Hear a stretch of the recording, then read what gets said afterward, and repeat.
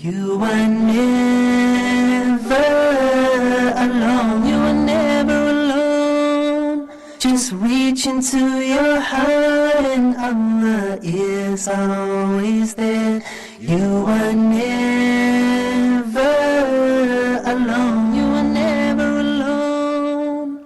Through sorrow and through grief, through happiness and peace, you are never alone. Assalamu alaikum wa rahmatullahi wa barakatuh. Congratulations. Happy New Year or Happy Eid, the end of Ramadan. Now we are living the beautiful days, the end of this long, difficult times of patience from not eating. The fasting experience is very difficult, but we, alhamdulillah, we thank God succeeded in doing this, and I hope that every one of us could teach his children in Ramadan as much as he can. As if you remember the first episode before Ramadan, we were speaking about preparation. Did you teach your children good things in Ramadan about the celebrities in Islam, about the strong personalities, about the good examples to set to your child?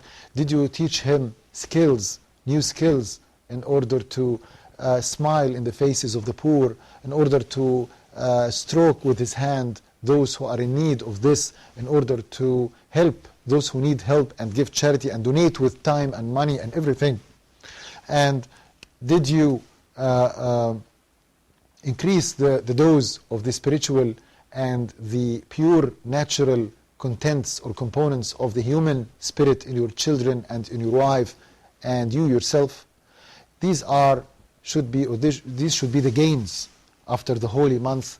So I hope that every one of you feel the joy now in Eid, in this feast, in this holy feast. The Muslims, all the Muslims around the world are now celebrating these very nice days in Ramadan and Eid. So Happy New Year again, as I say, and I wish every one of you can fulfill what he wants in his life, inshallah, and see his children fulfilling and all the other generations fulfilling what they want. So alhamdulillah, thank God for these very nice days. Thank God for Ramadan, thanks God for the Eid, thanks God for any good season that he gives us, because this makes us very healthy spiritually, and we breathe the air of love and care and happiness in Eid. I want to give you again, as we used to do, the email of the program, because we are ready to read any email or any sharing or suggestion or question from you. It's familyissues@huda.tv. Well, to start with, again, as we have did in Ramadan or before Ramadan, are you going to let Eid or this very nice occasion pass without any meaning? Just in an unplanned way, you are celebrating, you are doing whatever you want in a very messy way, or you are going to have a plan from now on, or from the Eid, you are going to have plans.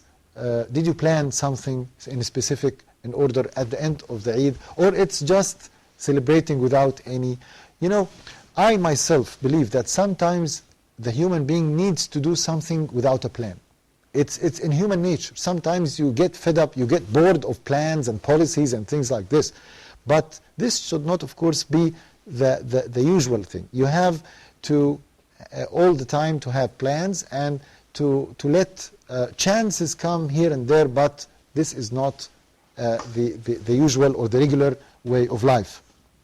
So, for example, as we have said in Ramadan, now we are planning to have information for our children.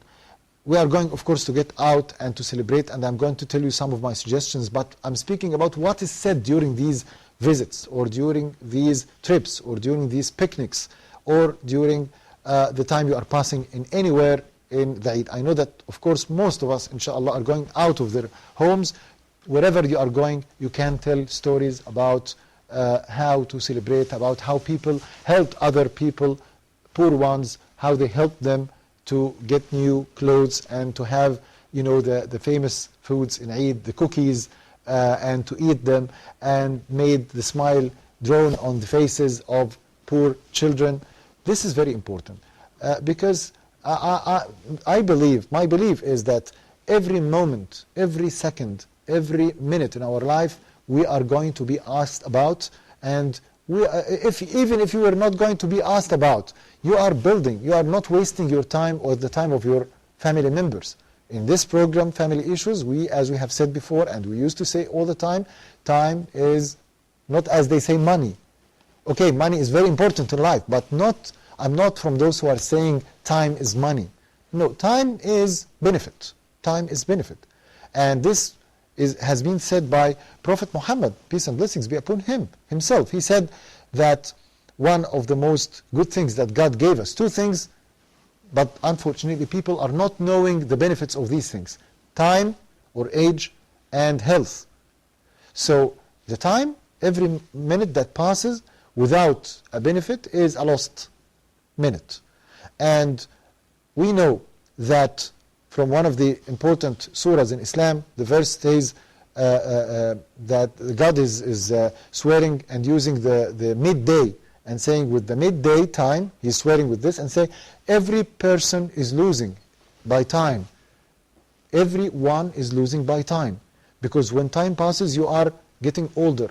And if you are not using it for good things that help you to bypass these difficult things that in life, you are going to be a loser. We don't want you to be losers. We don't want our children to be losers. But in the same time, we want to have entertainment. So one of the surah I've been talking about is God is swearing with time or the times in life in order to insist just to focus on things. It's 3 verses focusing in one thing. You have to use your time in a good way, because this is the aim of life. It's not, every moment is not passing haphazardly. So, for example, you can go to the cinema, you can go to a play, you can go to a sightseeing play, but on condition. What are you going to see? What are you going to watch? What are you going to do in that or this place? This is the question. Okay? We are not against the technology, but how to use the technology, how to get the benefit and to be happy. And all the verses and all the ahadith in Islam, to my mind, are not against the condition that the person is getting happy. We are now speaking about psychology of celebration, psychology of making a party. The first question, do you have a verse in Islam that says that parties are a taboo, that parties are a wrong thing? I don't think that there is, and I'll ask my friends in the channel about this. But to my mind, the point is not in, because Prophet Muhammad himself, so many times we have seen brides and grooms making parties for themselves. But what are they doing in these parties? And how are they getting happy? And to how much is the amount of happiness? Some people get happy.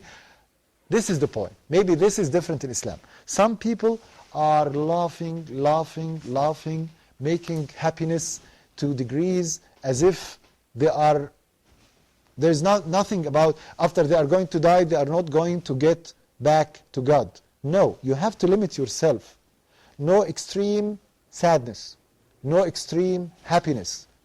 Muslims are stable. Muslims are balanced. So now we are in the Eid or in the feast of Muslims. We are happy. We are very happy. We are very, very happy.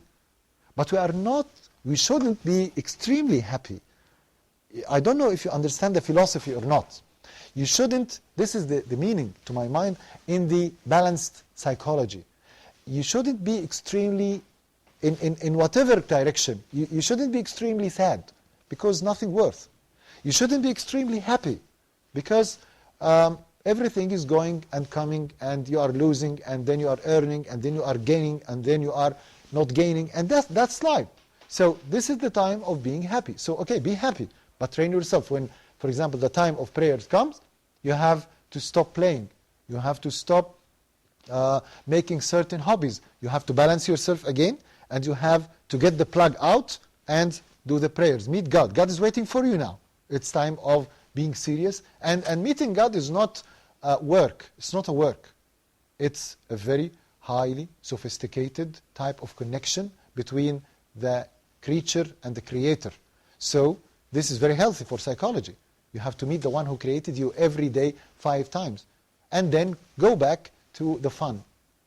What type of fun? Limited type of fun, having a shape and skeleton. And as we have said, you can see certain films, you can mix with children, you can cooperate with others in so many activities. You can visit the nature, you can go to the river, to the sea, to the desert, to have a sightseeing, or to go to any part in the country to make tourism. Okay? It's up to you. Nothing. And this makes, of course, recreation to the person and makes him next time work in a good, energetic way. We are encouraging this. But what we are speaking about is the limits of the feelings. Try to train yourself and your children to have limits for their feelings. To have limits for their feelings. Some people laugh, as I say, laugh until they cry. Until they get tears out of their eyes. As if they are laughing about, as if life is a joke. No. In spite of that life is, to our minds in Islam, it's trifle, it's not worth anything, but still we are ordered to be serious to some extent, to work and to have the results of our works or the fruits of what we have planted, but in the same time we have to have a degree of fun. This is very good and very healthy. But to what degree of fun? To pass all the day in the Eid, for example, outside home, looking for cinemas and playing in the whatever types of games or things like this? No. You have every moment or every amount of time to stop playing and focus again with God, at least to make prayers. It's not a holiday from Quran, for example. Some people say, we have been reciting Quran all the month. We have to stop because it's the feast. No. Fun doesn't mean stopping the nature and connection with God. At the times of Prophet Muhammad, peace and blessings be upon him, one of the ceremonies in Eid was giving speeches or sermons. These speeches, we know that, for example, when the marriage of Fatima, the daughter of Prophet Muhammad, peace and blessings be upon him, he told the people a speech, and this speech and all the celebrities in the family of Prophet Muhammad and so many of the highness peoples used to say speeches. This is one way. So why not, by the way, get the Eid as a chance to give advices, but in a very funny way, like giving stories, like even you can sing these stories to your children at home in a funny way. You can prepare it from now if you are a good writer, and you can sing it with them. You remember when Prophet Muhammad, I'm using the events of religion and the seerah or the stories of Prophet Muhammad to adjunct or to be an adjuvant to, or a guiding lines to what we have to do. When Prophet Muhammad came to Medina and they made a celebration, remember this? And they were singing and saying, Tala al-Badru alayna. This means the moon has came to us. They meant by this Prophet Muhammad, peace and blessings be upon him. This is a way of celebration. It's a song. It's a way that they celebrated and they were happy that Prophet Muhammad came.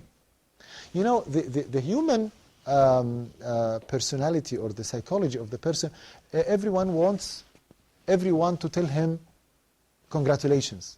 This is a good condition. This is a very, good occasion. Congratulations for success. Congratulations for this happy event. Congratulations for your child.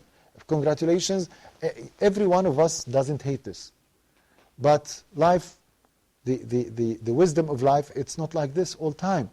So in this Eid, or in the feast, we have to use this event to visit our friends. And maybe it's not a bad thing to have, if you can write good songs. I have one of my relatives he's a very funny person, he's my uncle, and he used to, in every party, he can write a poem, okay?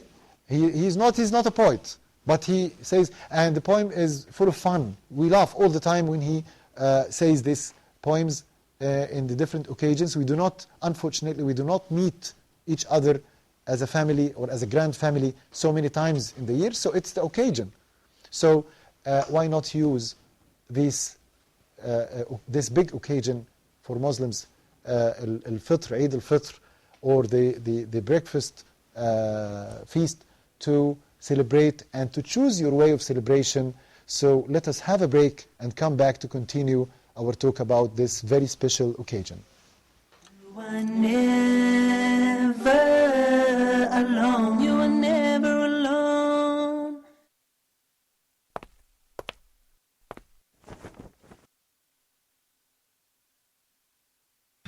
قناة الهدى رفعت الإثم عن الأمة، لأن الأمة مطالبة بالدعوة والبلاغ لأهل الأرض بلغات أهل الأرض.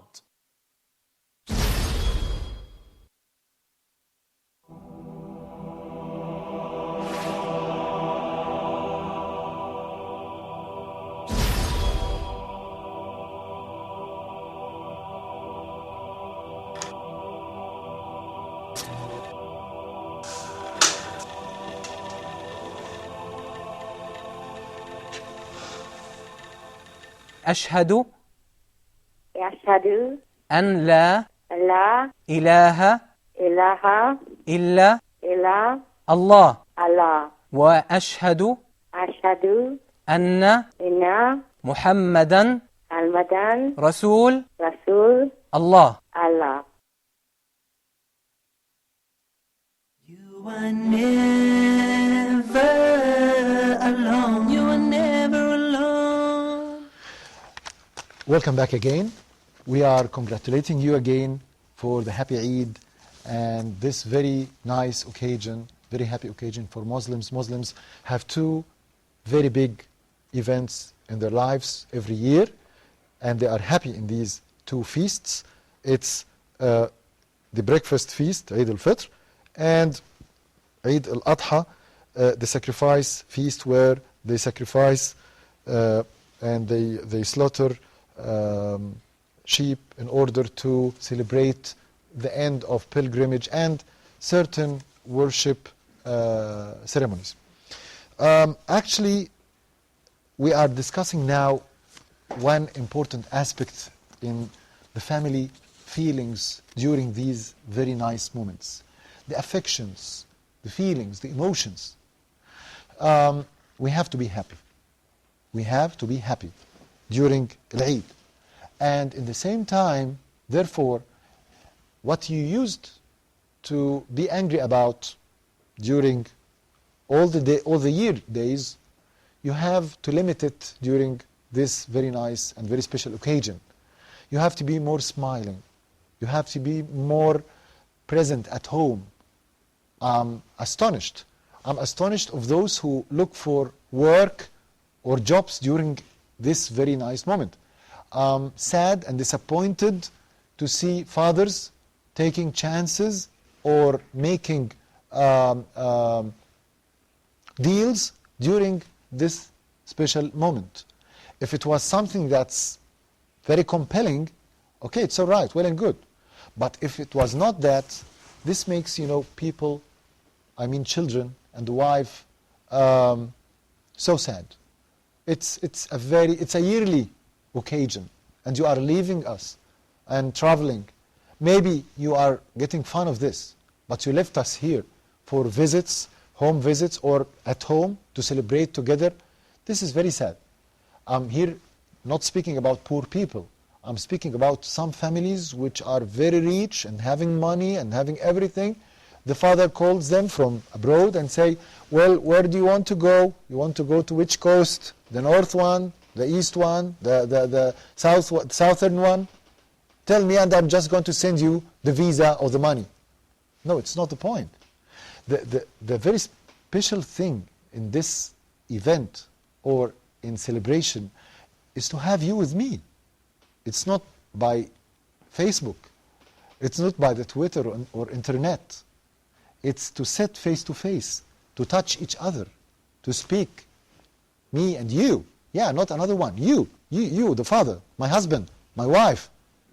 If we are not going to celebrate together during this event, when we are going to celebrate?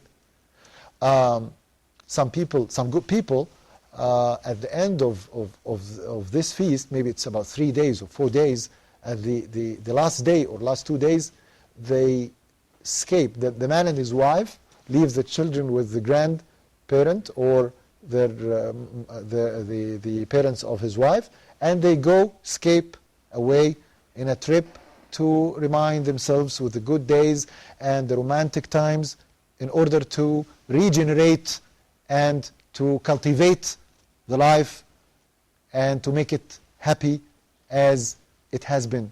Because nowadays the amounts of works and duties and shifts are so much, and it makes people suffocating from this highly, heavily, strongly devastating burdens.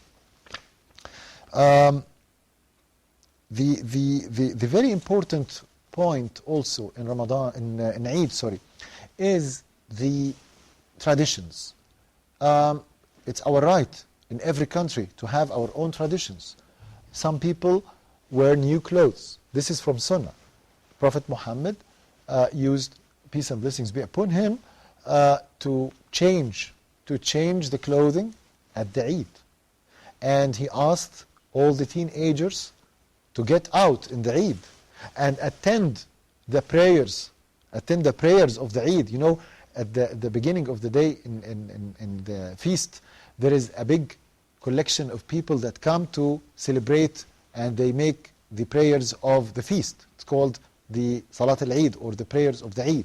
And he asked even those girls menstruating, okay, it means that they cannot pray, they cannot touch Quran, but just to attend outside the prayer. This means that everyone is invited. Everyone, every poor man, every poor or rich man or woman, young or old, everyone is invited to participate in this very good occasion. I don't want anyone to sit at home, maybe at the first day, to meet people and to have visits, and after that you have to, as much as you can, to take the old people and go out in the open air, to celebrate and to entertain and to change, to make some sort of a change. You have to make a change.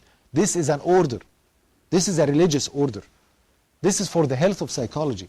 You have to celebrate. You have to celebrate. Those who are not celebrating, to my mind, ask those in religion, in our channel, those who are not celebrating in the Eid or in the feast, except if there is a bad event that happened, death or something, they are not doing good things. They have to celebrate. You have to celebrate. It's the right of every Muslim in his own feast. And let the children feel this. Buy them toys. Why not? Why not, if you can, at least, to the first time in your life, let your child have the doll she wants, or the rifle he wants to buy, whatever type of toys. It's the season where children buy things they want, games or toys. Okay? Let them feel fun and feel happy. Invite them for eating in a restaurant they want to eat in, a different type of food that they didn't used to eat during the year. We know that during this feast, invitations from other families, but indoors, all of them, you know, the point is that everything is indoors, at homes. Your neighbor is inviting you to eat at his home, your mother-in-law, and so on. Well, this is very good and we are encouraging this. But in the same time, do not lose the link with the outside, outdoor. You have to take your friends, you have to take your beloved people and go outside to have fun, to let the children run in the open air. This is also something very healthy. And they didn't used to have all the time, to have your father and your mother and relatives and you play with children from your age.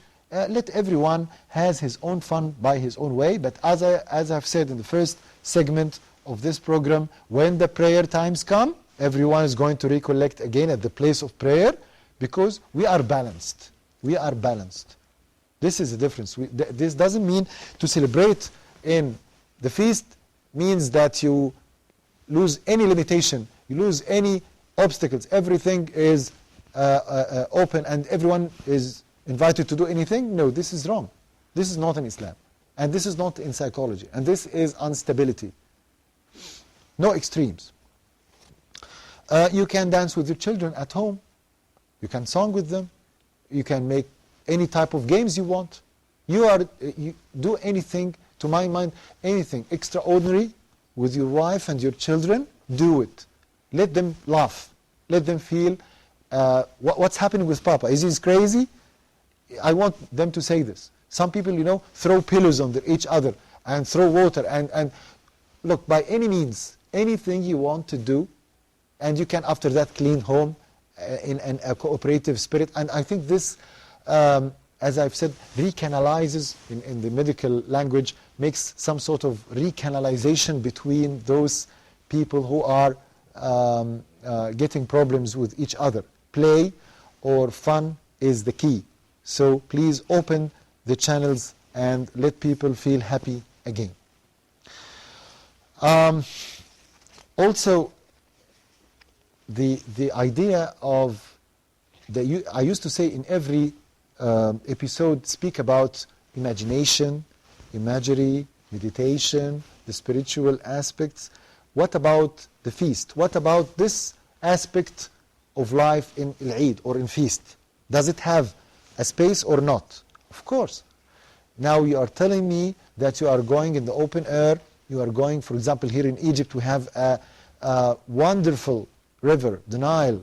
I think it's one of the biggest rivers all over the world. And the sightseeings are marvelous. You can look at the sea, look at the river, look at the sky, and say, Subhanallah, and let the children understand what is the meaning of Subhanallah.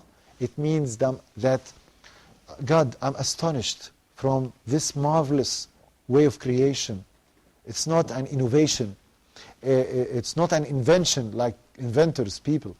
It's the offer of God to us. It's this wonderful nature, the plants, the sea, the water, the air, the animals, everything around you. Train, as I've said, even in the Eid, the children, take them and go to the zoo. Go to the zoo. It's a good chance. And you are mixing here fun, happiness, with not worship, but to understand how is this Creator mighty. We have a village on the highway from Alex to Cairo.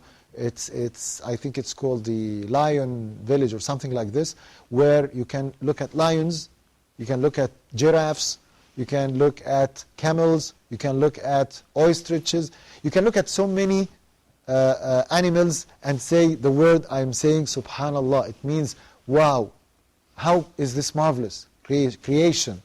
Let the children look at your face when you are saying this. Wow, look at this animal, how it's big. Look at his teeth. Look at his sound. He's groaning. Wow. This makes children happy and feeling what is this universe, how this universe is mighty. Try to be an actor and say the voices and the sounds of animals or birds. Try the children, let the children live the moment. Did you hear this expression before? Live the moment. Let them live the moment, not hear the moment or be taught. It's not a lesson. I don't want you to change the Eid or the visit to the zoo or to whatever place into a lesson. It's not a lesson, it's not a lecture. It's not a lecture. But it's a wonderful way to have knowledge and information or infos inside fun. If someone has read something about animals or about plants and you are in a visit in Al-Eid or the feast and he's telling you these infos, it's very interesting at this moment, but not on the book at home. Maybe it's boring.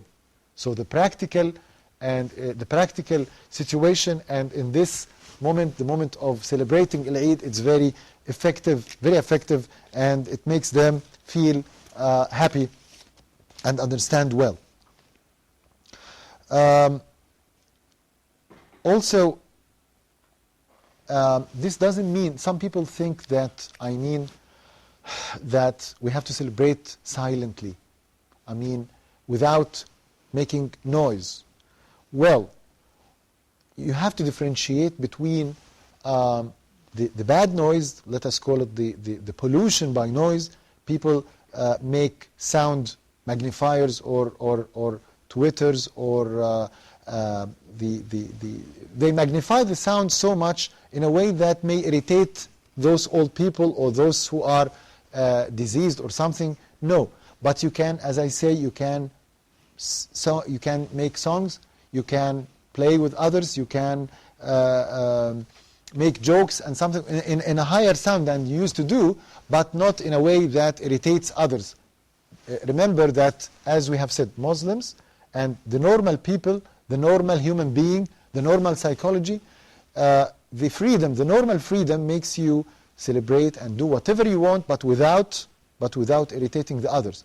Some of the famous or the celebrities said, your freedom stops when the freedom of others starts. So we want to have the ethics of celebration. Ethics of celebration. Celebrate as you want. Feel fun. Have your entertainment. But it doesn't mean that you lose respect to others, that you irritate others.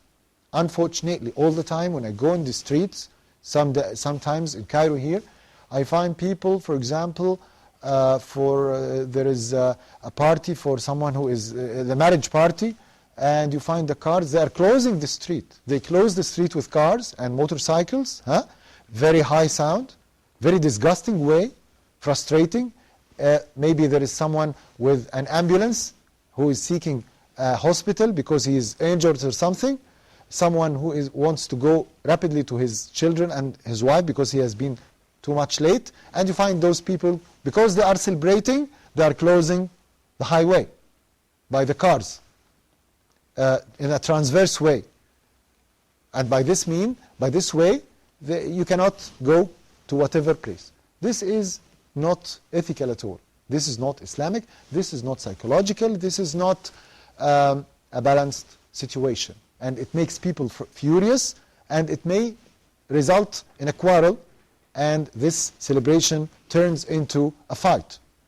So these are not good ways, and we have to teach, we have to criticize this silently with our children and tell them, this is not a good behavior. This is not a good behavior.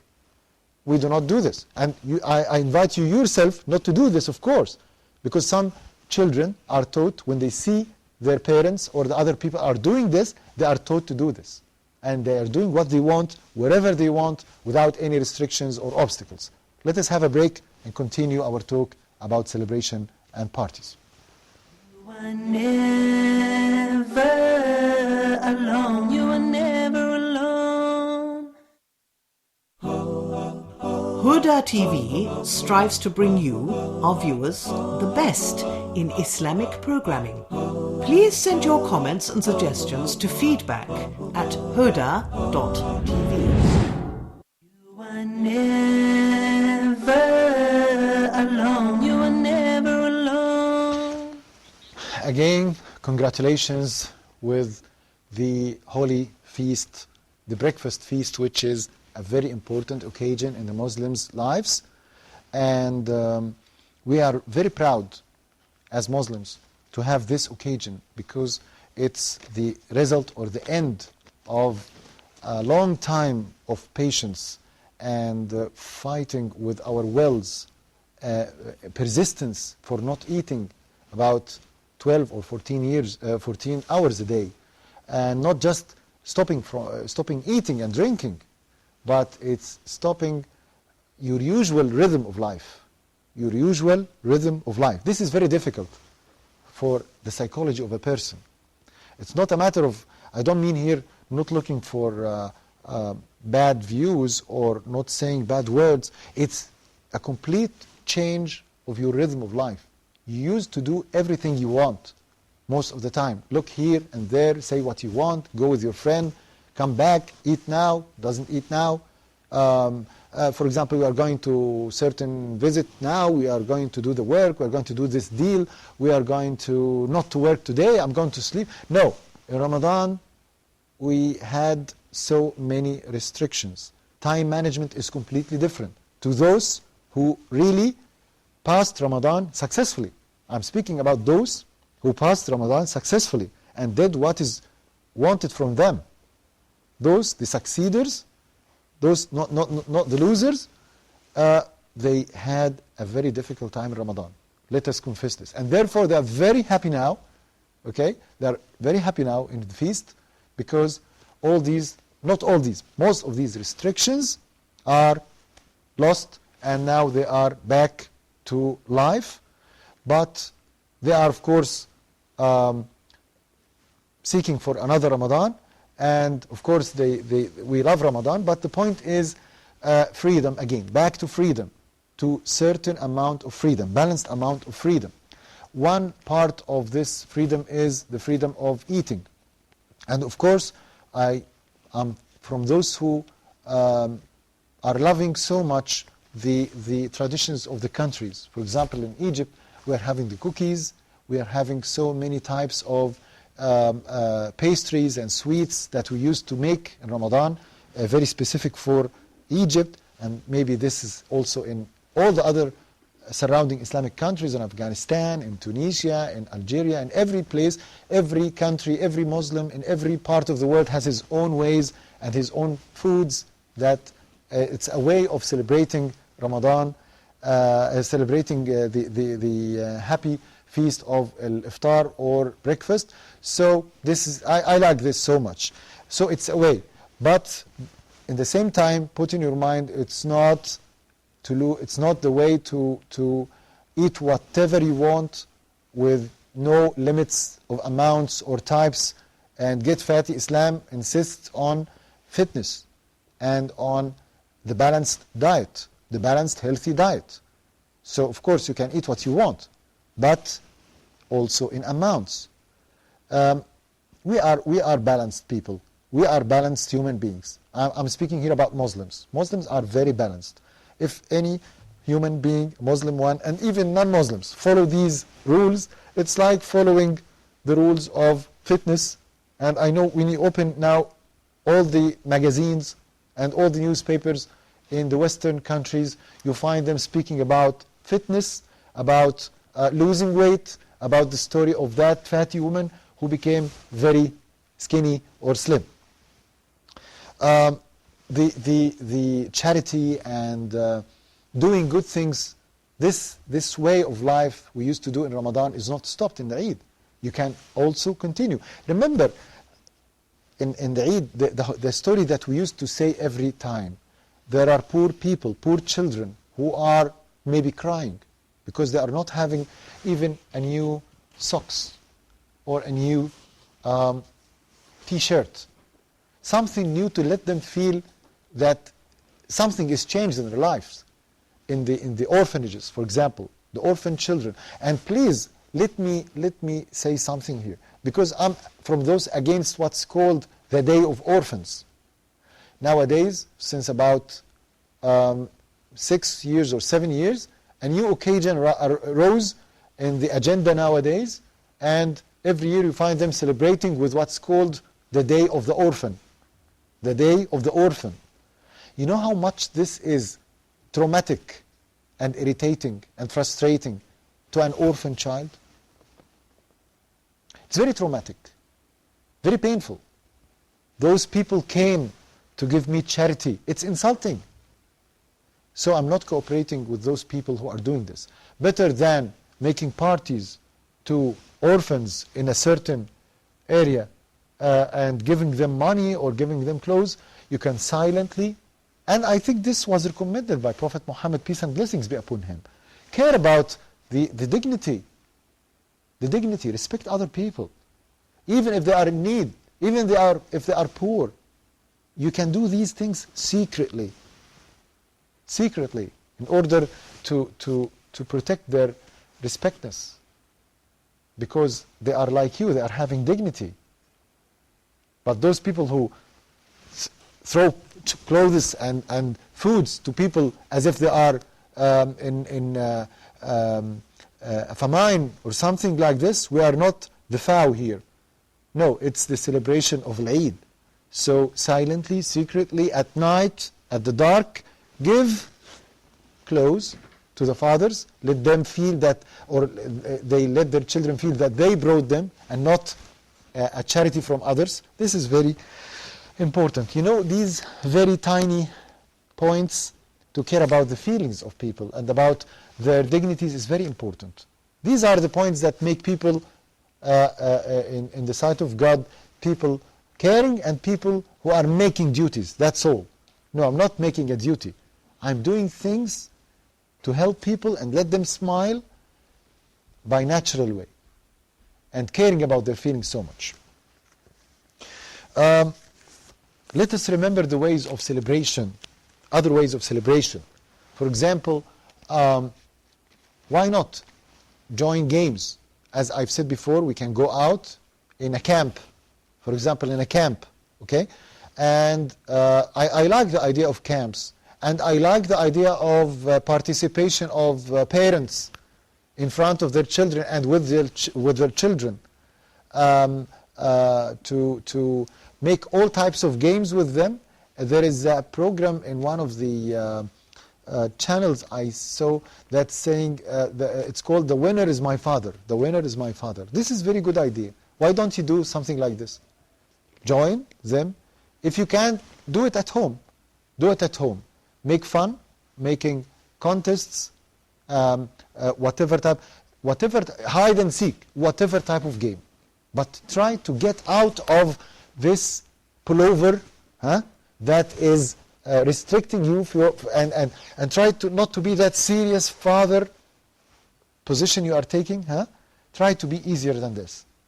And try to mix with the children and to be easier and to be familiar with them, not to be separated from them in your own tower, separated and looking from upstairs to downstairs.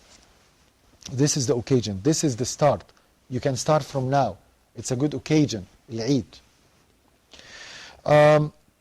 Inviting people to our home and serving foods for them, as I've said, is very lovely.